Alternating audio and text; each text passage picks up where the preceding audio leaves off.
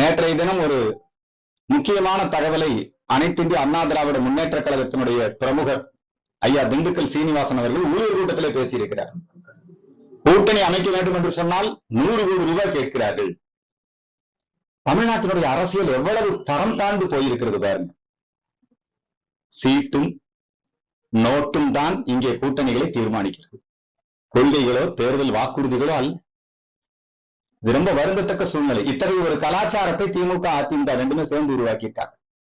கடந்த காலத்துல திமுக கூட்டணியிலே கம்யூனிஸ்டுகள் இடம்பெற வேண்டும் என்பதற்காக ஒருத்தருக்கு 10 கோடி, ஒரு கம்யூனிஸ்டுக்கு இன்னொரு கம்யூனிஸ்டுக்கு 12 கோடி கொடுத்ததாக எலெக்ஷன் கமிஷன்ல அவர்கள் ஃபைல் பண்ணாங்க. அப்ப பணத்துக்காகத்தான் இங்க கூட்டணி அமைக்கப்படுகிறது, சீட்டுக்காகத்தான் கூட்டணி அமைக்கப்படுகிறது. இது ஒரு மக்கள் விரோத அரசியல். இந்த மக்கள் விரோத அரசியலை முறியடிக்க வேண்டும். சீட்டுக்காகவும் நோட்டுக்காகவும் அமைக்கப்படக்கூடிய கூட்டணிகள் ஒழிய வேண்டும். கொள்கைக்காக மக்களுக்கு நன்மை செய்வதற்காக கூட்டணிகள் அமைக்கப்பட வேண்டும். ஆகவேதான் பாரதிய ஜனதா கட்சி பல இடங்களிலே வெற்றிகரமாக கூட்டணிகளை அமைத்து தன்னுடைய கட்சிக்கு பெரும்பான்மை கிடைத்திருந்தாலும் பிஜேபிக்கு கூட்டணி கட்சிகளையும் மதித்து மந்திரி சபையிலே இணைத்து கூட்டணி அரசாங்கங்களை பல மாநிலங்களிலே வெற்றிகரமாக நடத்தி வருகிறார்கள். மத்தியிலும் நடத்தி காட்டியிருக்கிறார்கள்.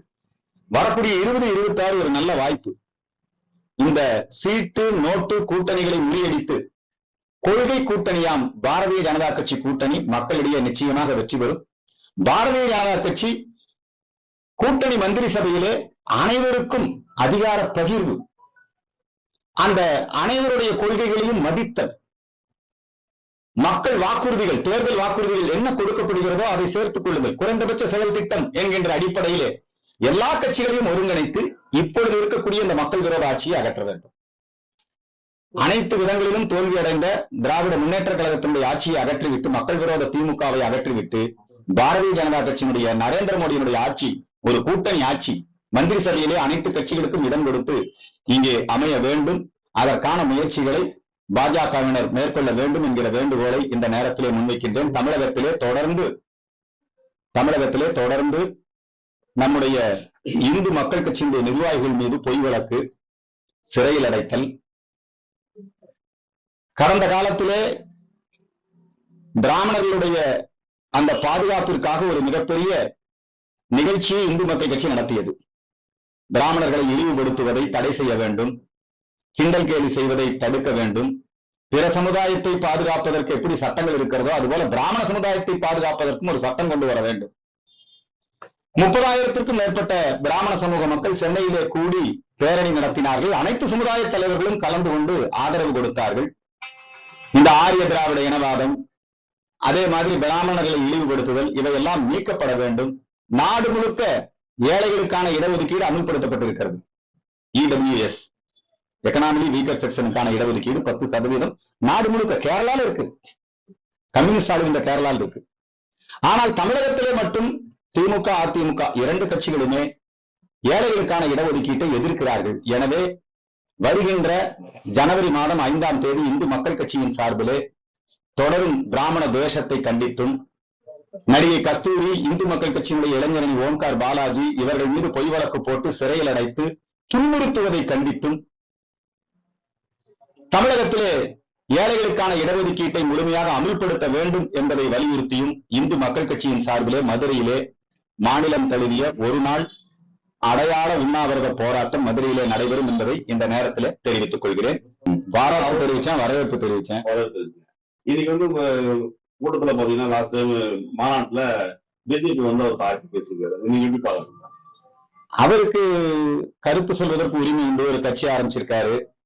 அவர் திமுகவினுடைய அராஜகத்தை எதிர்த்தும் பேசுகிறார். திமுக எல்லாரையும் பாசிசம் குற்றம் சாட்டுறாங்க. அப்ப நீங்க என்ன பாயாசமானு திமுகவை தான் நேரடியா அவருடைய மாநாட்டுல அட்டாக் பண்ணி பேசினார். அட்டாக் பண்ணினா விமர்சித்து பேசினார். அதே போல இப்பொழுது பாரதிய ஜனதா கட்சியையும் அவர் விமர்சனம் செய்கிறார். கொள்கை அளவிலே வரக்கூடிய விமர்சனங்களை பிஜேபி சந்திக்கும்.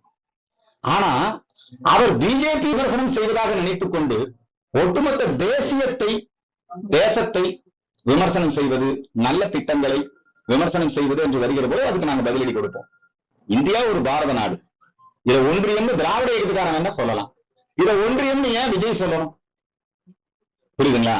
அதே மாதிரி நம்முடைய நீட் தேர்வா இருக்கலாம், இந்தி திணிப்புன்னு இவங்க ஒரு நாடகம் போட்டுட்டு இருக்காங்க பாருங்க, இருமொழி கொள்கை, இதெல்லாம் வந்து நாடு முழுக்க மும்மொழி கொள்கை இருக்கு. நாடு முழுக்க பொருளாதார அடிப்படையில் ஏழைகளுக்கான இடஒதுக்கீடு இருக்குது. நாடு முழுக்க நீட் தேர்வு இருக்குது.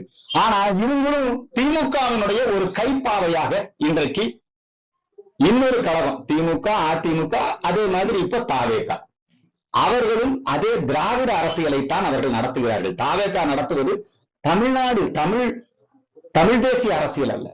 அவங்க நடத்துறது முழுக்க முழுக்க அவங்கதான். நல்லா ஒரு சீமான் ரொம்ப அற்புதமா அதுக்கு பதில் கொடுத்தாரு. திராவிடம் ஒரு கண்ணு, தமிழ் தேசியம் ஒரு கண்ணுங்கிறாரு. அப்படி இருக்கிறதுக்கான வாய்ப்பு இல்லை. திராவிடம் என்பது தமிழுக்கு விரோதமானது, தமிழை அழிப்பது, தமிழுக்கு எதிரானது திராவிடம். எனவே அந்த திராவிட அரசியலைத்தான் இன்றைக்கு விஜய் முன்னெடுக்கிறார். அது கூட கொஞ்சம் வந்து கிறிஸ்துவ மிஷினரிகளுடைய தூண்டுதல் இருக்கு. விஜய்க்கு பின்னாடி அவருடைய உறவினர்கள் நிறைய பேரு கிறிஸ்தவ மத அமைப்புகள்ல பொறுப்பில் இருக்காங்க. மத பிரச்சார அமைப்புகள்ல, மத அமைப்புகள் இருக்கிறதுல எங்களுக்கு ஒன்னும் ஆட்சேபனை இல்லை. மத பிரச்சார அமைப்புகள் இருக்கிறாங்க. எப்படியாவது தமிழ்நாட்டில் ஒரு கிறிஸ்தவர் ஆட்சி கொண்டு வரணும். அதுலதான் இப்ப போட்டி. உதயநிதி தன்னை கிறிஸ்தவர் என்று அறிவித்துக் கொள்கிறார். கிருத்திகா என்கிற கிறிஸ்தவ பெண்ணை திருமணம் செய்து கொண்டதால் சங்கிகள் வயிறு எரியட்டும், நான் கிறிஸ்தவராக மாறிவிட்டேன்னு சொன்னார். சோ உதயநிதிங்கிற அந்த கிறிஸ்தவரா, ஜோசப் விஜய்ங்கிற இந்த கிறிஸ்தவரா, எப்படியாவது ஒரு கிறிஸ்தவர் இங்கே ஆட்சியிலே அமர வேண்டும். அதுல உதயநிதிக்கும் விஜய்க்கும் திமுகவுக்கும் தாவேகாவுக்கும் ஒரு பரஸ்பரம் புரிந்துணர்வுகள் இருக்கிறது. ஆகவேதான் திமுக பேசுறது தான் விஜய் பேசுறாரு, விஜய் பேசுறது தான் திமுக. எப்படியாவது ஒரு கிறிஸ்தவரை தமிழ்நாட்டிலே முதலமைச்சராக்க வேண்டும் என்கிற திட்டத்தோடு தான் இவர்கள் இணைந்து செயல்படுகிறார்கள். கிறிஸ்தவர்கள் முதலமைச்சராகலாம் தப்பில்லை.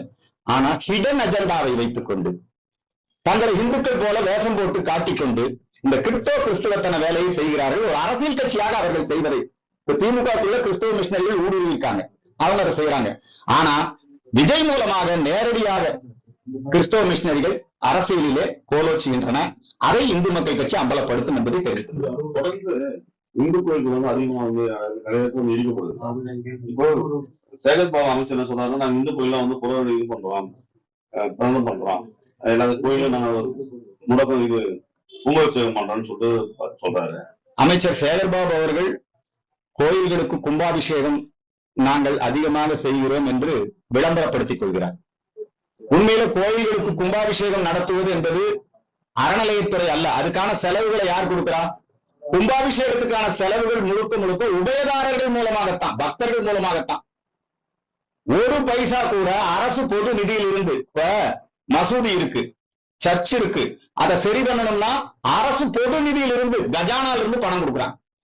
ஆனால் கோவில்களுடைய கும்பாபிஷேக நிகழ்வுகள் முழுக்க முழுக்க மக்கள் கிட்ட வசூல் பண்ணி தான் செய்யறாங்க.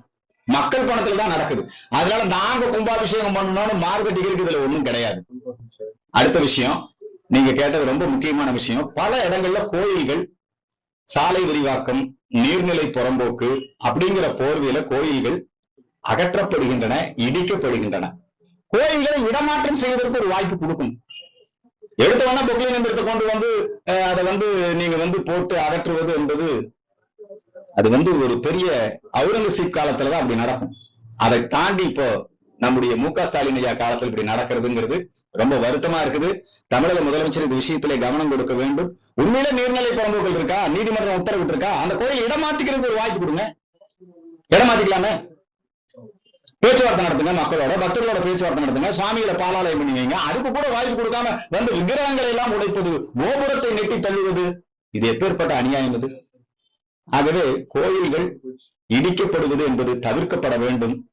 இடிக்கப்படுவதற்கு இந்து மக்கள் கட்சி கடுமையாக எதிர்ப்பை தெரிவிக்கும். இங்கே திருவள்ளூரிலே நம்முடைய இந்த கிராமத்திலே சந்தான கோபாலகிருஷ்ணன் கோவிலை இடிக்க முயற்சிப்பது என்பதை கடுமையாக எதிர்க்கின்றோம். அந்த மக்களுக்கு ஆதரவாக நாங்கள் நிற்போம்.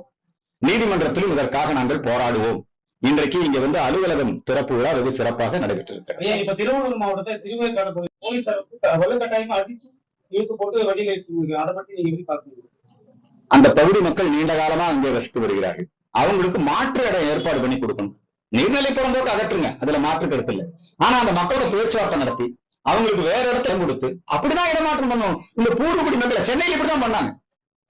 இந்த சேரி மக்களுக்காக இயக்கம் நடத்துகிறோம் என்று சொல்லக்கூடிய விடுதலை சிறுத்தையா இருக்கலாம், அல்லது அங்கே இருக்கக்கூடிய பல அமைப்புகள் எல்லாம் வந்து இப்படி மக்களை வந்து இடமாற்றம் செய்வதை எப்படி ஒப்புக்கொள்கிறார்கள் என்று எனக்கு புரியவில்லை. இது திமுக ஆட்சியில் அதிகமாக நடக்கிறது. இதற்கு என்னுடைய கண்டனத்தை தெரிவித்துக் கொள்கிறேன். அந்த மக்களுக்கு மாற்று இடம் ஏற்பாடு செய்ய வேண்டும் என்பதை வலியுறுத்துகிறேன். குன்றம்பாக்கம் கோயிலுக்கு போறீங்களா? குன்றம்பாக்கம் கோயிலுக்கு நாங்கள் அங்கே சென்று, புல்லரம்பாக்கம் கோவிலுக்கு, சந்தான கோபாலகிருஷ்ணன் கோயிலுக்கு சென்று அங்கே பார்வையிடுவதற்கு காவல்துறை தடை விதித்திருக்கிறது. நாங்கள் காவல்துறையோடு போராட விரும்பவில்லை.